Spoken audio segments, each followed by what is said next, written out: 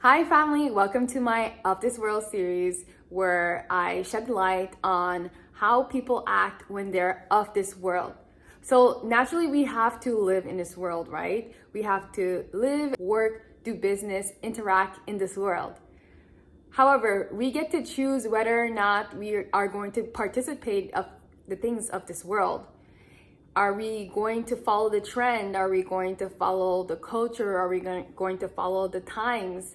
These are things of this world. When you act of this world, and I want to emphasize on act, when you act of this world, you are following the enemy schemes. You're following the lies and the deception and the ignorance of this world. That is what the enemy wants. I say act because you were not created to be of this world. You were not created to be led astray from Christ. That is what the enemy wants you to do. When you are of this world, you are no longer following Christ, but you are following the enemy schemes, the enemy tactics. You are living independently from Christ.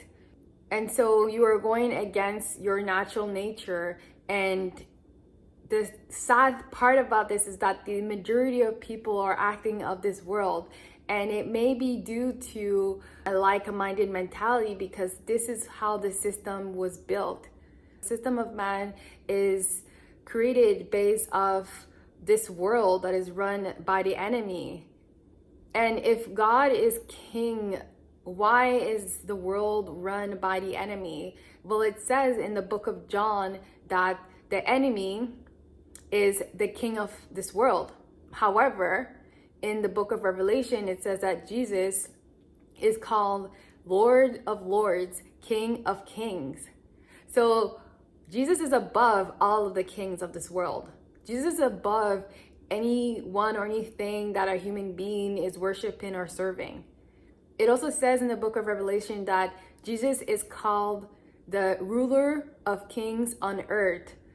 So we get that Jesus is above everything, right? But us as human beings, we still have the choice to choose what we want to do. And if we want to worship the enemy, then God is gonna let us have free will.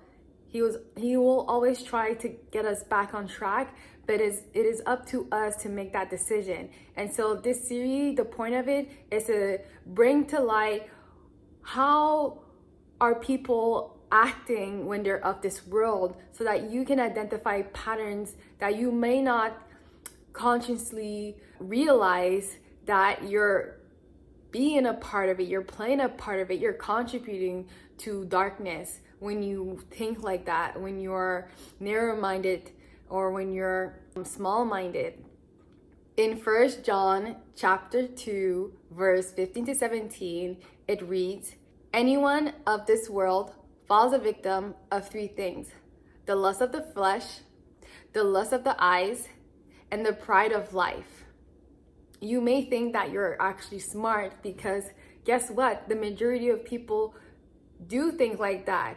And so you are just basically following what society thinks is right, society thinks is cool, society thinks that is in, and not realizing that you're actually just following the crowd. You're just another sheep among other sheeps.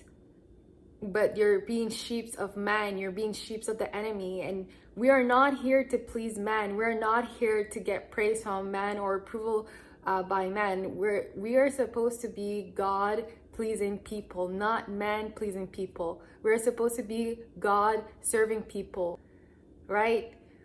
God followers, God servants, God's disciples. This world, don't get me wrong, the way that God designed this world is for it to be beautiful. It has such wonders and amazing things in it, and God world does have order. However, it is also wild and complex and can be dangerous.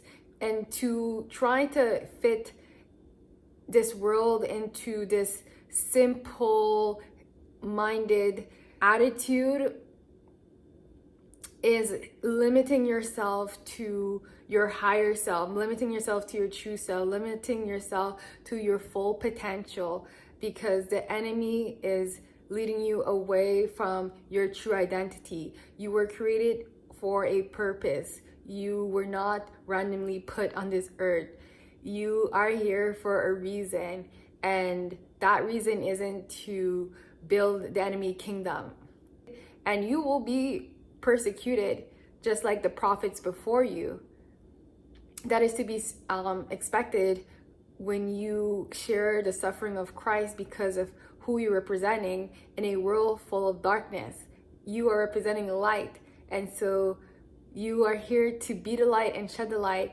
But in the process of it, the enemy, the darkness, is going to retaliate because you are on the other side. You are the enemy for them. You are a threat.